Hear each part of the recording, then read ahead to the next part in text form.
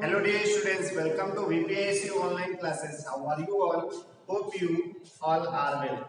I am your physics teacher Kuldeep sir. Today I will teach you chapter second numerical. आज मैं बेटा इस video में आपको चैप्टर सेकंड के क्वेश्चन सॉल्व कराऊंगा. इसके पहले वाले वीडियो में आपको क्वेश्चन इसके सॉल्व कराए गए थे. पांच क्वेश्चन अप्रॉक्स में करा दिए गए थे आपको. तो इसके बाद आगे के जो शेष क्वेश्चन रह गए हैं उनको हम लोग इस वीडियो में सॉल्व करेंगे. तो आपको पहले फॉर्मूला याद दिला देते हैं. आपने पढ़ा था द्रव का अपवर्तनांक इज इक्वल टू, आपको एक फॉर्मूला बताया गया था द्रव का अपवर्तनांक n बराबर वास्तविक गहराई अपान आभासी गहराई. वास्तविक गहराई अपान आभासी गहराई. या इसको आपने कैपिटल एस से लिखा था, इसको स्मॉल एस से और इसको एन से आपने लिखा था. इतनी सारी चीजें आपने पढ़ी थी. अब इससे बेस्ड हमको क्वेश्चन सॉल्व करना है. आइए बेटा देखते हैं क्वेश्चन. ध्यान देना, पहले अच्छे से सुनना उसके बाद सॉल्व करना. कहा गया पानी से भरे तालाब को एक प्रेक्षक ऊर्ध्वाधर दिशा में देख रहा है. यानी एक तालाब है जो पानी से भरा हुआ है, ठीक है. उसको जो प्रेक्षक है या आप ही हो सकते हैं प्रेक्षक, उसको आप क्या करें ऊर्ध्वाधर दिशा में देख रहे हैं. यदि उसे तालाब की गहराई 2 मीटर प्रतीत होती है. यदि उसे तालाब की गहराई कितनी प्रतीत होती है? 2 मीटर प्रतीत होती है. तो तालाब की वास्तविक गहराई ज्ञात कीजिए. फिर से बेटा ध्यान देते हैं, एक बार और क्वेश्चन सुनते हैं. कहा गया पानी से भरे तालाब को एक प्रेक्षक ऊर्ध्वाधर दिशा में देख रहा है. यदि उसे तालाब की गहराई 2 मीटर प्रतीत होती है तो तालाब की वास्तविक गहराई ज्ञात कीजिए. तो हमको तालाब की जो है वास्तविक गहराई यानी रियल डेप्थ हमको निकालना है. आपको मैंने फॉर्मूला बताया था, पहले इसमें लिख लेते हैं कौन कौन सी वैल्यू दी गई है. आपका ये क्वेश्चन नंबर 6 था, यानी आपको वैल्यू कौन कौन से दी गई. गिवन दैट आपको वर्तमान दिया गया n इक्वल टू 1.33. इसकी जो आभासी गहराई दी गई है यानी प्रतीत होती है, यानी स्मॉल h की वैल्यू जो दी गई है 2 मीटर दी गई है. स्मॉल h की जो वैल्यू दी गई है 2 मीटर दी गई है. अपवर्तनांक यानी द्रव का अपवर्तनांक आपने पढ़ा था वास्तविक गहराई अपान आभासी गहराई, यानी कैपिटल H अपान स्मॉल h. तो स्मॉल h बराबर आ जाएगा, यानी अगर आप यहां से स्मॉल h बराबर यानी हमको कैपिटल H की वैल्यू निकालना है तो H बराबर हो जाएगा n इंटू h. n की वैल्यू 1.33 और h की वैल्यू 2. इसको आप मल्टीप्लाई करेंगे 2.66 मीटर आ जाएगा. यानी जो वस्तु होगी उसकी जो वास्तविक गहराई होगी वो 2.66 मीटर होगी. 2.66 मीटर होगी. तो बेटा क्वेश्चन बहुत ही आसान है. इस चैप्टर में यानी ऑप्टिक्स की बात करें तो एक आपका चैप्टर हो गया आगे जो है 5वां चैप्टर है प्रकाशिक यंत्र, ठीक है. प्रकाशिक यंत्र और एक चैप्टर आपका व्यतिकरण है. उस चैप्टर को छोड़कर किसी भी चैप्टर के न्यूमेरिकल पेपर में नहीं आते. बहुत ही रेयर केस में कभी कभार आ गया, ठीक है. और ज्यादा इससे टफ क्वेश्चन नहीं आते. बस आपको कॉन्सेप्ट सीखना है, जो भी क्वेश्चन है आप कर लेंगे, ठीक.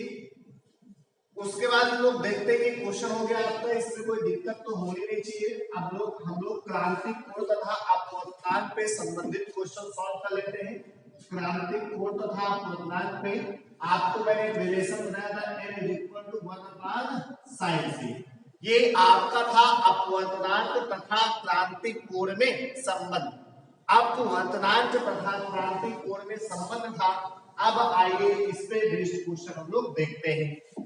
पहला क्वेश्चन सुनिए बेटा.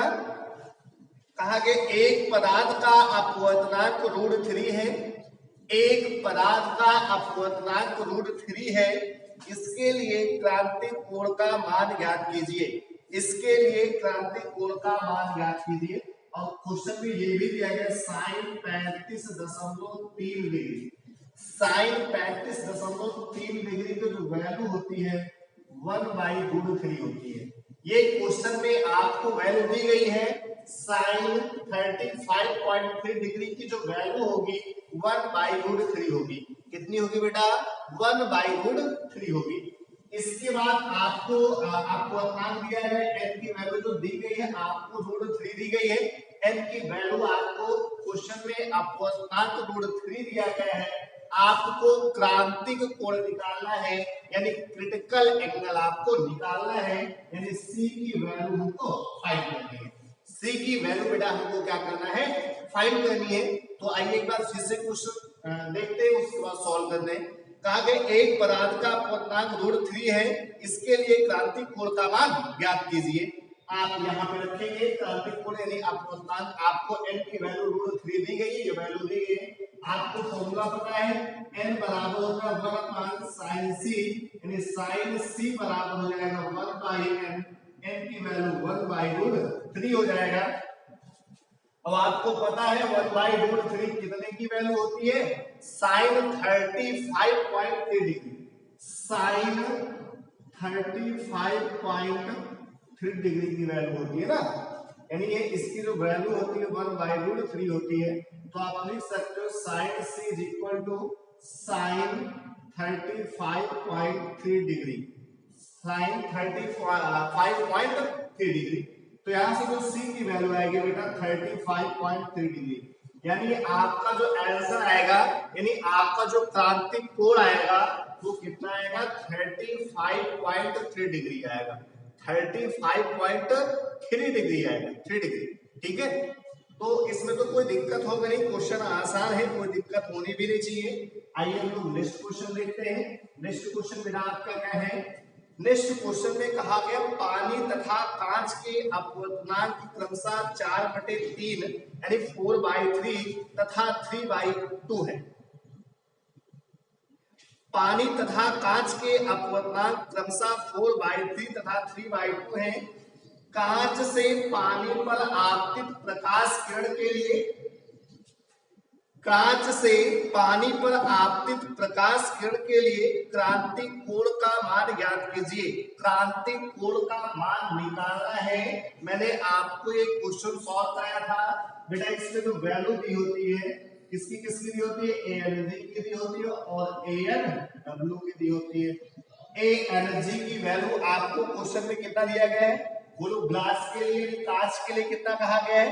पानी तथा कांच के लिए, जो कांच के लिए आपको कहा गया वो 3/2 है, कांच के लिए 3/2 है, पानी के लिए 4/3 है।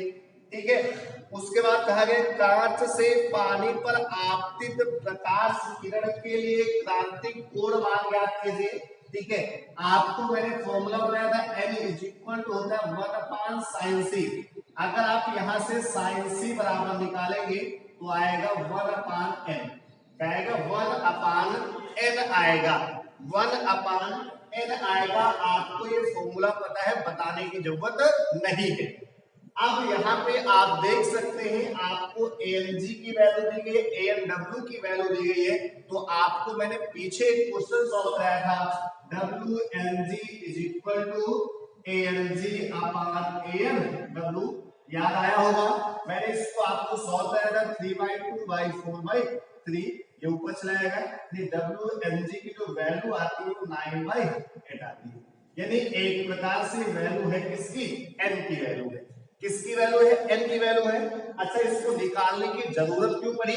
क्योंकि क्वेश्चन में कह रहा है कांच से पानी पर, कांच से पानी पर, यानी कांच के सापेक्ष पानी का ना, कांच के सापेक्ष पानी का हमको अपूर्णांक चाहिए था। अब इस कंडीशन में आपको यहां से निकल आई n की वैल्यू, और आपको पता है formula n is equal to होता है 1/sin c, n is equal to 1/sin c। तो sin c बराबर हो जाएगा 1/n, यानी c बराबर sin इनवर्स, ठीक है, 1/n। अब आप यहां से निकालेंगे तो हो जाएगा sin इनवर्स 1/9/8, एक ऊपर चलाएगा, हो जाएगा c बराबर sin इनवर्स, ठीक है, 8/9, साइन इनवर्स 8/9। बेटा ये आपका आंसर होगा।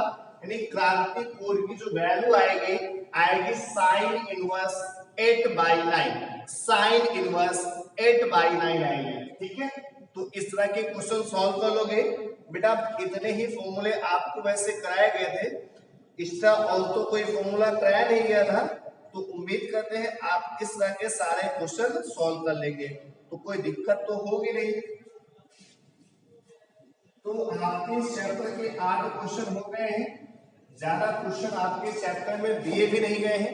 ठीक है, तो आप इतने क्वेश्चनों को अच्छे से सॉल्व करिए, जो भी समस्याएं हो आप उसको पूछें, क्योंकि क्वेश्चन इसमें ज्यादा है नहीं, 3 ही क्वेश्चन आपके शेष बचे थे, इस वजह से ये सेकंड वीडियो आपका बनाना पड़ा। Thank you, stay home, be safe, keep studying.